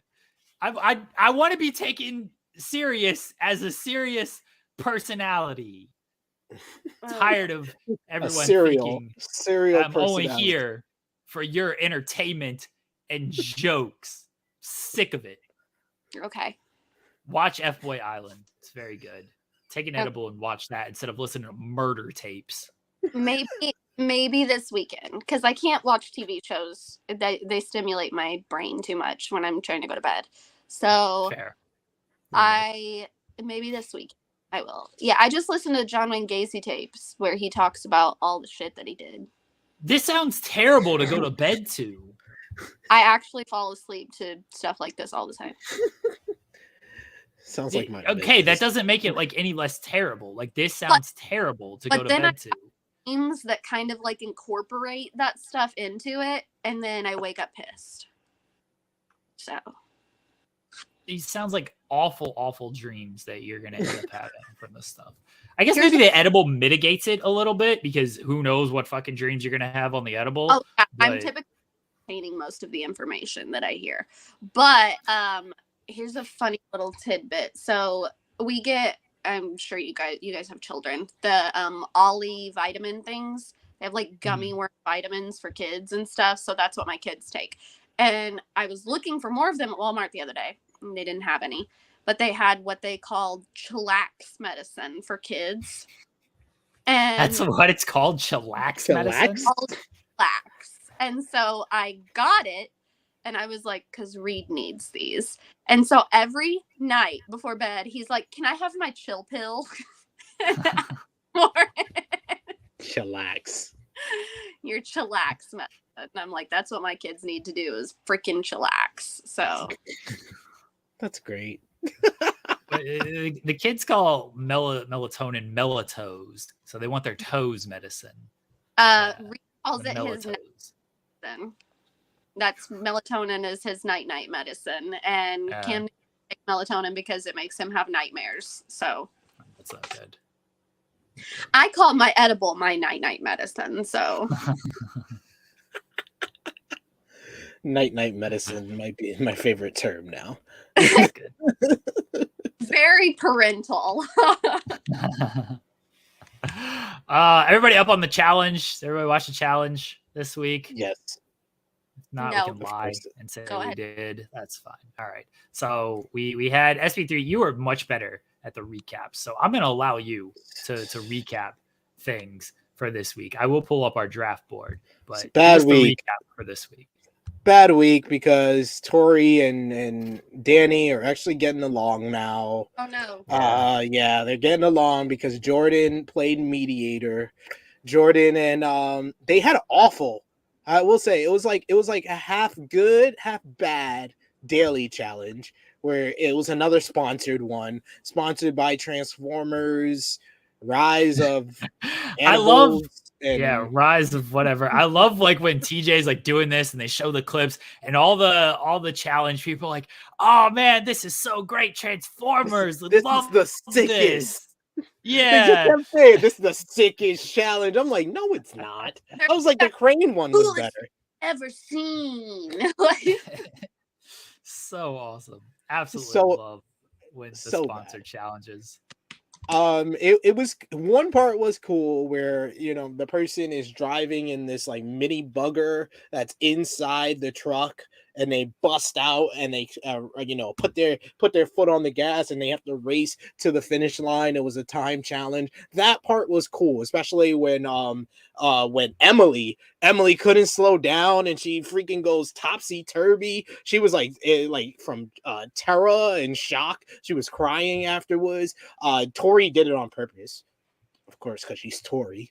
Yeah. She's like, I want to do a donut, and then she just flipped it over, and Yeah, and like Demon Diva said in the chat, the part that sucked was the first part where the person on top of the truck had to jump to another truck and just grab one key, jump back to the other truck, put the key in, and press a button. I was like, you can at least make it a little bit more interesting. Like, that's stupid.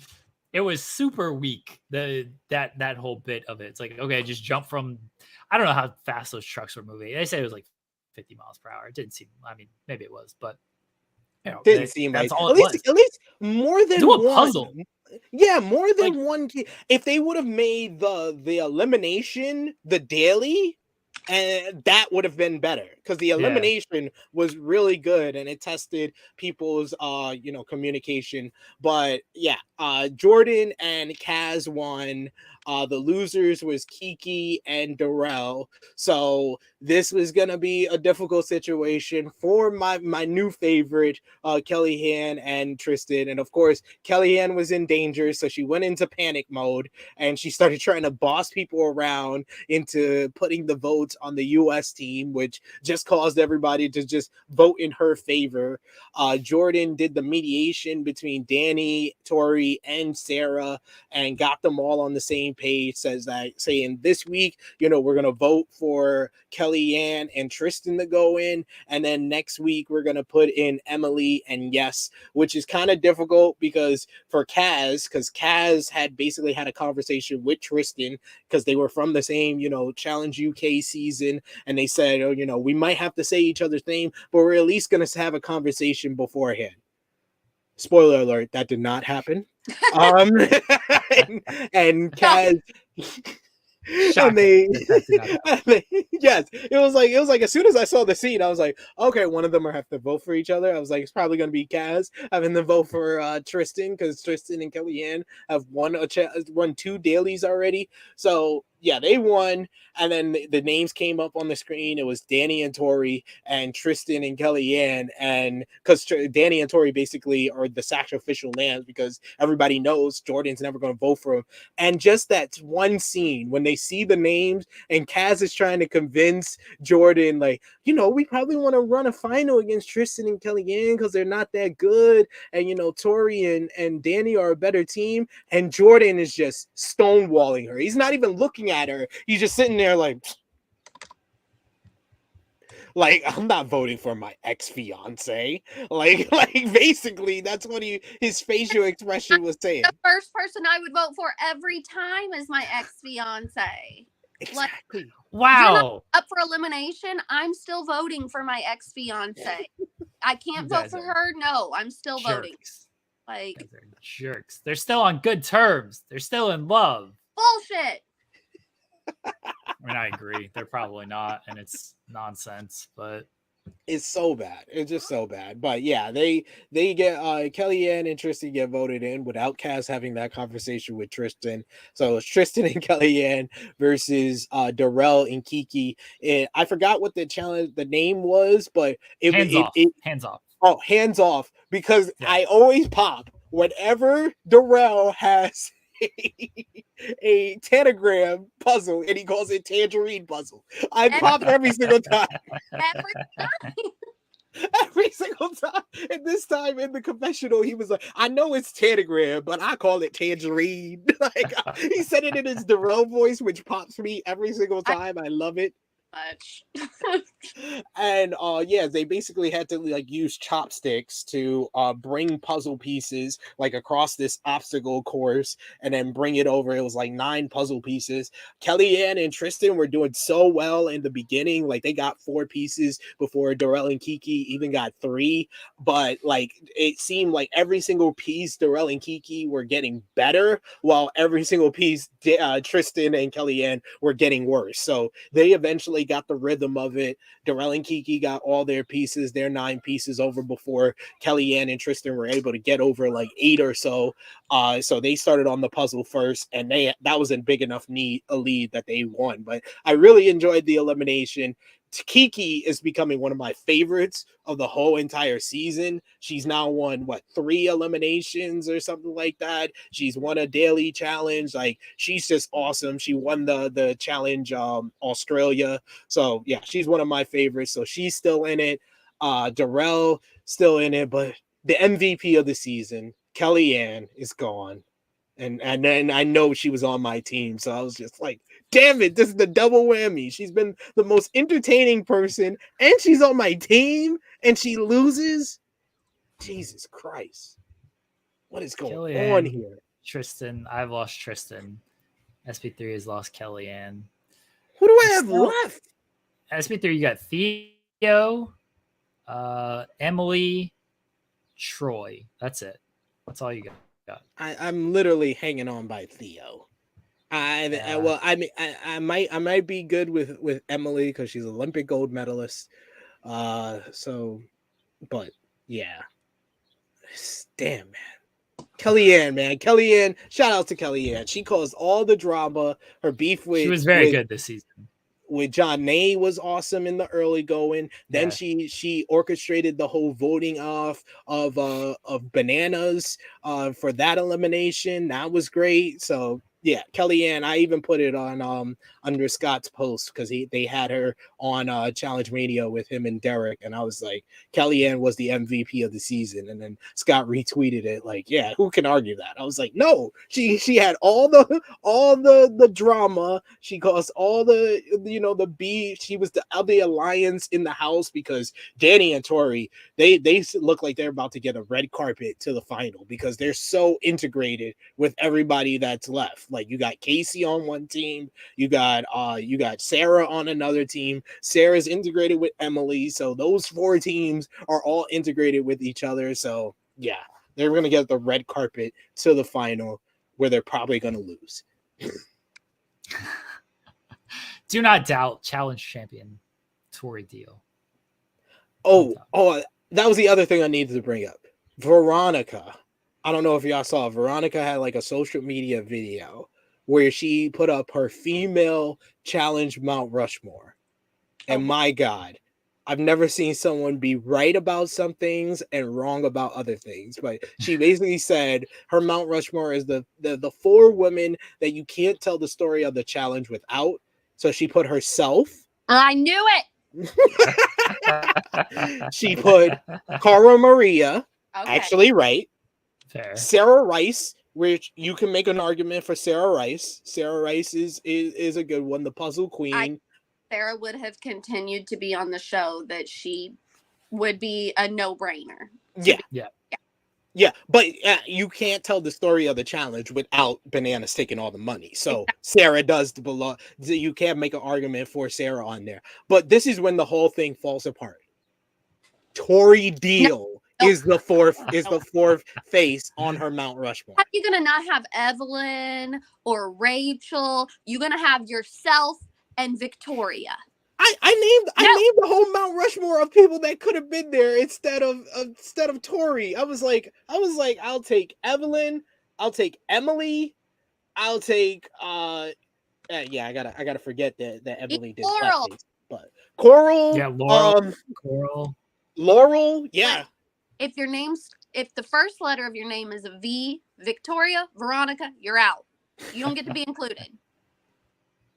Give me Tina on there over them. Well, Tina's never won a championship. I don't care. You can't tell the story of the challenge without Tina threatening to kick Beth's ass.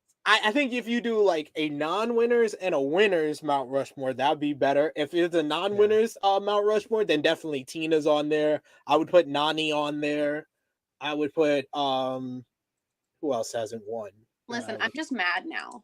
Diem would be on the non-winners Mount Rushmore. Yeah. I'm mad now. I'm mad that she put herself in Tori. She's a 3-time winner. I'll give her that. I'll give her that. When was the last time she won? She won some of those like Infernal 1, maybe? None of us had children yet. I think I was still in high school. I hadn't gone through puberty yet. Nobody cares, Veronica. And she won back when it was Carnival Games. Yeah. Yes. Yeah, that's the knock on like Veronica's seasons, when it was Carnival Games, when like you didn't have to be like a great competitor. It was a lot of teams and stuff as well. Yes. So she'd get carried by an entire team of people, and it's like, oh well, she won. Like Rachel, much bigger, better performer than and Veronica. We've seen Veronica compete since then when it's not Carnival Games, and we saw how she competed. The only season she did well was Dirty 30. The one, is that the one where she eliminated Anissa? Yes. Yeah, she did well on that one. She did well. That's the only one in recent memory that she did well. I would definitely say Cara Maria is the only one that she got definitely right. Cara Maria. I would put Laurel up there. You know who's never going to come on this show now? Veronica. Ask Veronica. You never know. She's like, this over here talking shit about me. And I'll be like, Veronica, enough to be my mother. Please chill. Oh, man. I was just anything else? Tori. Like, it's not even in this era. That's very recent. That seems very recent. Sam is better than Tori. Sam isn't on every freaking season. No, you know who has a stronger argument from this generation than Tori? Ashley Mitchell. Yeah. Millionaire Mitchell. Yeah. She has a much stronger argument. That's a good shout, Ashley. Yeah. I'm just mad now.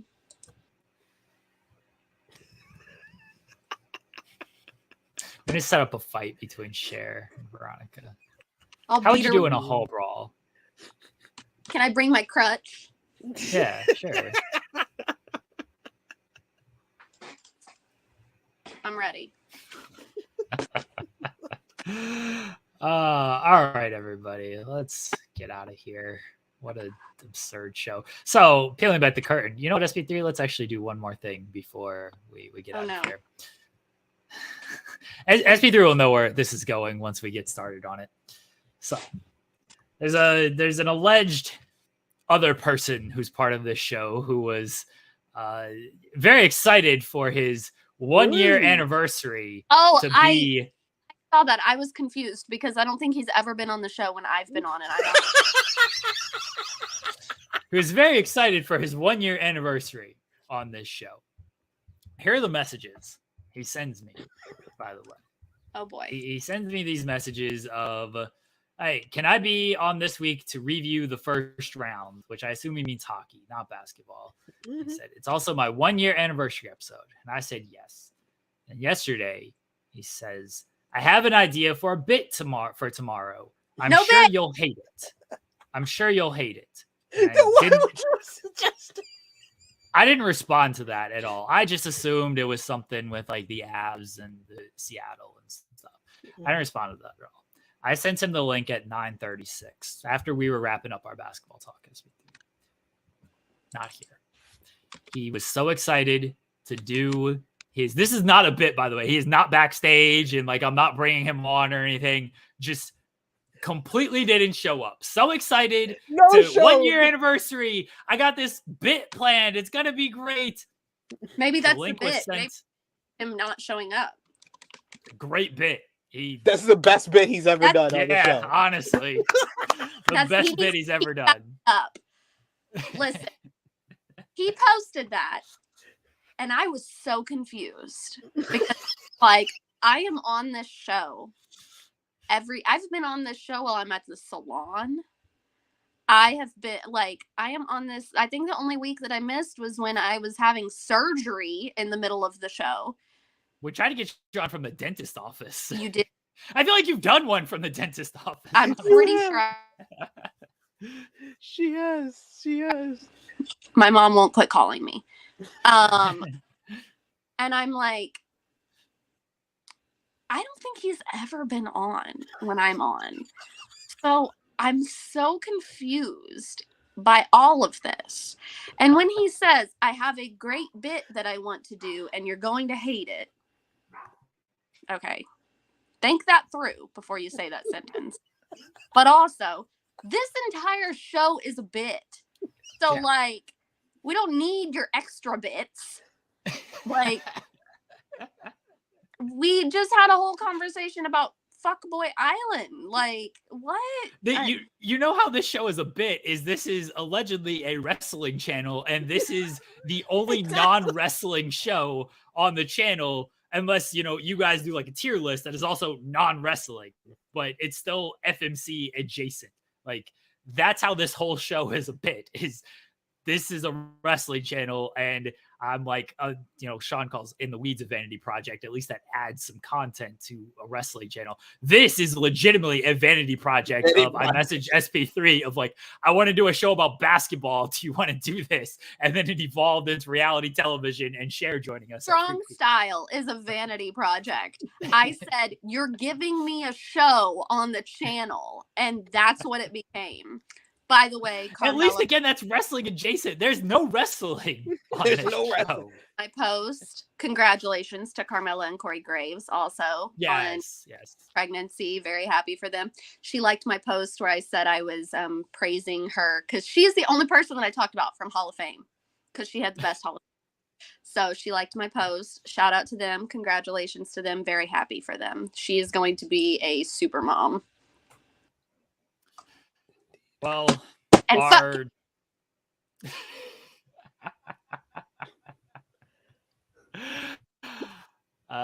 his 1 year anniversary. What better way to celebrate the 1 year anniversary than him not showing up and doing the work, which basically surmises his year here at FMC.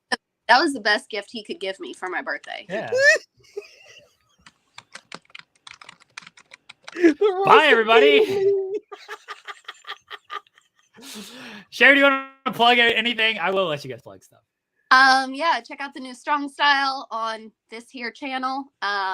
It went up Sunday.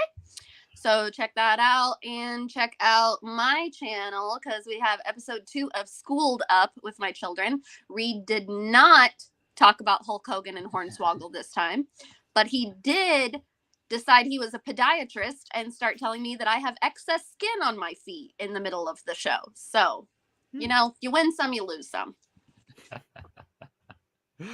SP3, let them know where they can find you at. Follow me on the Twitter machine here at True Hill SP3. Got a new interview up on the True Hill Heat YouTube channel with Nick Aldis, talking about his return to Impact Wrestling, his matchup with Cody, what it meant to his career, Cody's career, all that good stuff. So go over and check that out. It's doing really well so far. Thank you to everyone who subscribed to True Hill Heat. We done 6,000 subscribers we hit this past weekend. So thank you for that. And thank you. And tomorrow, apparently, from what Jeremy tells me, me and Cher with our One Tree Hill character tier list, some of the most fun. That and me and Maggie doing the OC tier list, most fun I've had. Great. We're on the same page through the whole thing. It was great. Yes. We got one choice that it should make people angry, and I love my description of the end of everyone we put that person over. And we had to make a whole tier for one person here because he's such a useless, dumb character. And also you had to see me dressed like a normal human because I had to go to career day that day. So I actually You said you mentioned the show on career day. How did this come about? Oh, yes. So I went into career day and like not one kid in 8th grade. First off, why are we having career day for 8th graders? They don't even change their underwear regularly, and you want me to have a career day. So, whatever. So I go in there for career day, and I bribe these kids with suckers because my nephew told me this is the bad class. So I'm like, oh, they're going to. And I'm talking about like my regular job and, you know, how boring it is and all that jazz. And then I'm like, and then I also like as a hobby do podcasting stuff. And they were like, do you have a YouTube channel? And I'm like, well, I do, but it's just my kids roasting me right now. But, and then I wasn't even going to mention Mary Kate and Ashley because like they were no longer popular when these kids were born. They didn't know who Hulk Hogan was. That's was good. They didn't know who Hulk Hogan was. They'd never heard of Macho Man. I'm like, this is a sad state of affairs.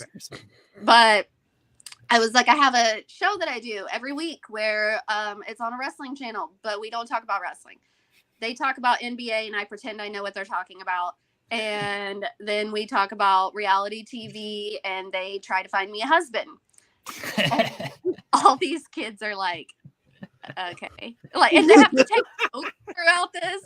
So they're freaking taking notes and they're probably like, this bitch is crazy. Like, it was fun. I got to, you know, like I told them all about like what my friends in wrestling media do and everything, and got to tell them like you don't have to decide what you're going to be when you're in 8th grade or even when you're a senior in high school. Like you can, you know, I told them when I first went to school I was going for psychology, and then my undergrad is sociology. I have a minor in criminal justice, and then my master's degree is communications with focus in digital marketing and PR.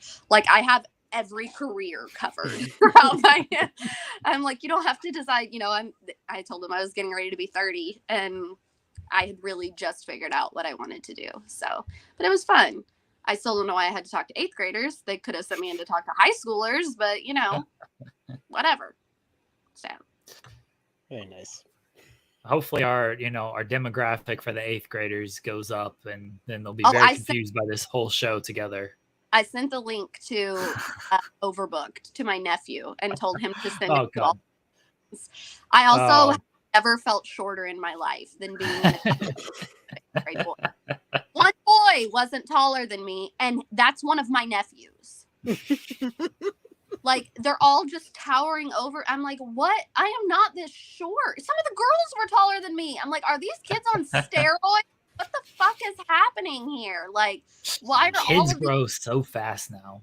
They do. 5'7". Why are all of these kids? I've been the same height since I was in 8th grade. Why are all these kids taller than me? My nephew is going to be 14 at the end of this month, and he's already taller than me. And I'm like, get away! I don't like you anymore. I liked you when you were short. Like, hate it so much. And I can't wear heels right now. Cher Delaware, feel better. I hope your 70-year-old body heals up for the next time you have to travel and it's not quite as bad for you. Yeah, in 3 weeks. Guys, we will be back next week talking NBA playoffs. We will see kind of what the mood SP3 is in after the Lakers and the Warriors play a handful of games. I think, by the way, just so misinformation is not out there, One Tree Hill probably go up on Thursday. Now that I think about the schedule in my head, I completely forgot that Indeed airs on Wednesdays, so Thursday would be a good spot for that. Yes, Thursday, not tomorrow, not Wednesday. Thursday will be the One Tree Hill tier list with Cher Delaware and SP3. Guys, check out everything else we got going on Fightful Overbooked. It's a lot of wrestling stuff that you may or may not care about. Just watch this stuff. I'm terrible at these plugs on this show. Ass man. Bye, everybody.